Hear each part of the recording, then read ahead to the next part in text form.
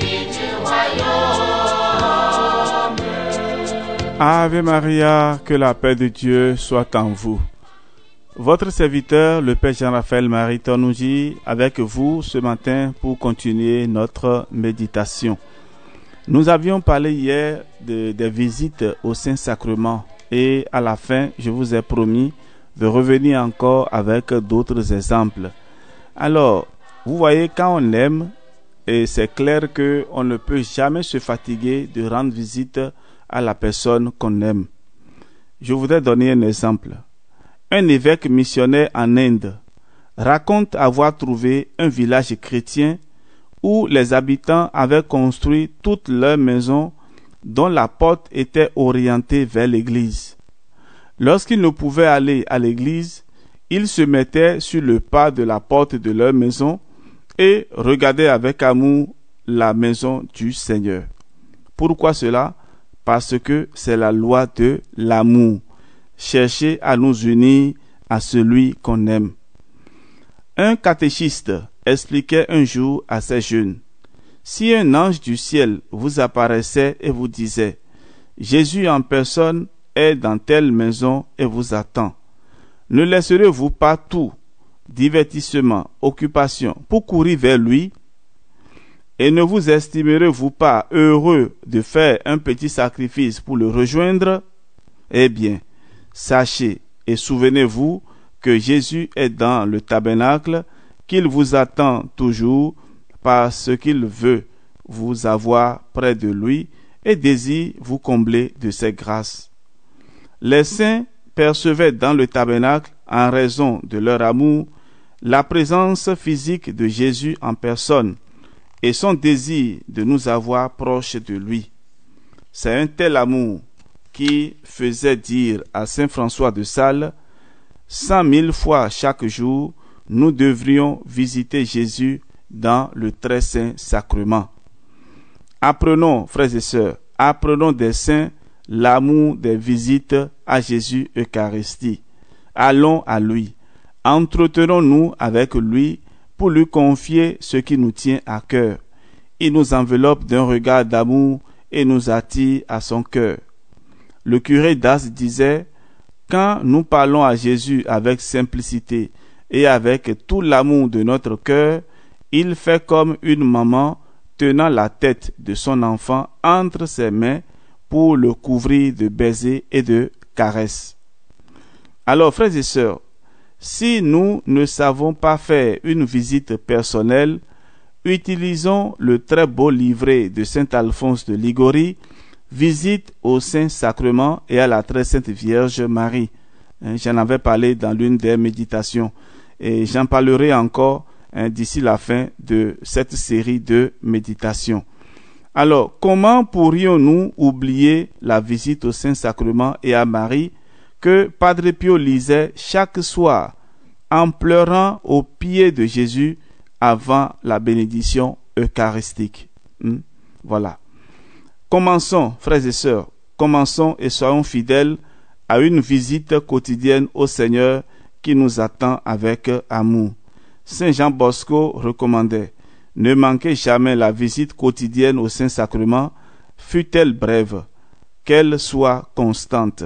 Voilà, même si vous n'avez pas le temps pour faire comme les saints, 5 ou 10 visites par jour, une seule visite par jour et de façon constante suffirait déjà pour vous sanctifier.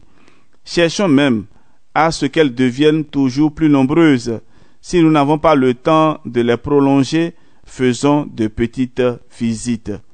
Entrons dans une église chaque fois que nous le pouvons. Mettons-nous à genoux et arrêtons-nous quelques instants devant le Saint-Sacrement. Disons avec amour: Jésus, vous êtes ici présent, je vous adore, je vous aime, venez dans mon cœur. Voilà, des paroles simples et brèves, mais tellement salutaires. Vous voyez, lorsque vous êtes devant le Saint-Sacrement, vous entrez dans une église, vous pouvez faire cette prière: Jésus, vous êtes ici présent, je vous adore, je vous aime, venez dans mon cœur. Et voilà.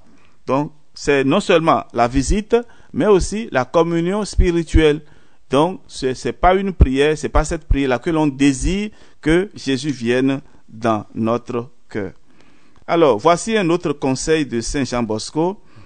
Désirez-vous que le Seigneur vous accorde beaucoup de grâce? Eh oui, rendez-lui souvent visite. Voulez-vous qu'il vous en donne peu? Visitez-le rarement. Voulez-vous que le démon vous assaille? Visitez rarement Jésus dans son Saint-Sacrement. Voulez-vous que le démon s'enfuit loin de vous? Visitez souvent Jésus. Voulez-vous vaincre le démon? Réfugiez-vous souvent aux pieds de Jésus.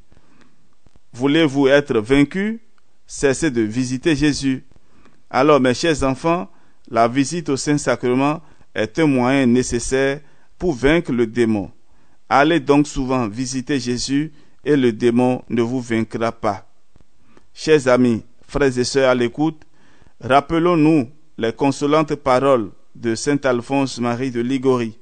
Soyez certains que de tous les instants de votre vie, le temps que vous passerez devant le Saint-Sacrement sera celui qui vous donnera le plus de force durant la vie, le plus de consolation à l'heure de la mort et durant l'éternité. Amen. L'amour fait mûrir les épis du royaume.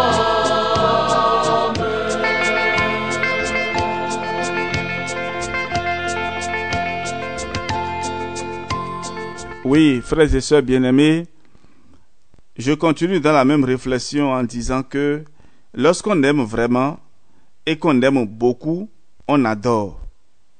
Le grand amour et l'adoration sont deux sentiments distincts, mais ils sont inséparables. Ils deviennent amour adorant et adoration aimante. Jésus dans le tabernacle n'est adoré que par celui qui l'aime vraiment. Et il est aimé d'une manière éminente par celui qui l'adore. Les saints, qui sont des artistes de l'amour, ont été des adorateurs fidèles et ardents de Jésus Eucharistie. Bien plus, l'adoration eucharistique a toujours été considérée comme l'image la plus authentique de l'adoration éternelle qui sera la nôtre au paradis. La différence réside seulement dans le voile qui nous cache cette réalité divine dont la foi nous donne une certitude inébranlable. Alors, frères et sœurs, l'adoration eucharistique a été la grande passion des saints. Adoration heure après heure et parfois journée et nuit entière. Là, au pied de Jésus, comme Marie de Béthanie, en intimité d'amour avec lui, absorbé par lui dans la contemplation, il se consumait d'amour dans cette adoration pure et délicieuse. Écoutons Saint Pierre Julien Aymar s'écrier avec ardeur: Puissé-je, Seigneur, servir d'escabeau à votre trône eucharistique? Écoutons à présent le bienheureux Charles de Foucauld, écrivant au pied du tabernacle: Quelle douceur suprême, mon Dieu!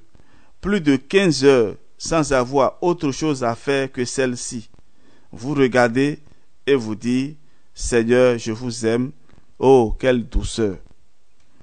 Frères et sœurs bien-aimés, des grands docteurs de l'Église comme saint Thomas, saint Bonaventure, des souverains pontifes comme saint Pie V et saint Pie X, des prêtres comme le curé d'Ars et saint Pierre Julien Aymar, d'humbles créatures comme sainte Rita, saint Pascal Baillon, sainte Bernadette Soubirou, saint Gérard, saint Dominique Savio, sainte Germaine Galgani, tous les saints ont été des adorateurs passionnés de l'Eucharistie.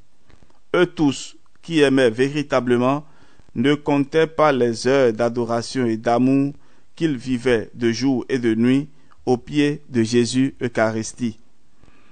Pensons à saint François d'Assise, qui passait de longues heures, souvent des nuits entières, au pied de l'autel et qui restait là avec une dévotion et une humilité telles qu'il suscitait l'émotion de qui le regardait. De même, saint Benoît Labre, appelé le pauvre des 40 heures, passait ses journées dans les églises où le Saint-Sacrement était exposé. Pendant des années, ce saint allait et venait dans Rome, d'église en église, où étaient célébrées les 40 heures. Il restait à genoux sur le pavé absorbé dans une prière d'adoration, immobile pendant 8 heures, alors que les insectes, ses amis, lui torturaient tout le corps. Lorsqu'on voulut faire un portrait de Saint Louis de Gonzague et que l'on discutait pour savoir comment le représenter, il fut décidé que ce serait dans l'attitude du saint prosterné en adoration devant l'autel. L'adoration eucharistique, frères et sœurs, fut la caractéristique la plus expressive de la sainteté de ce saint. Nous avons aussi un autre exemple.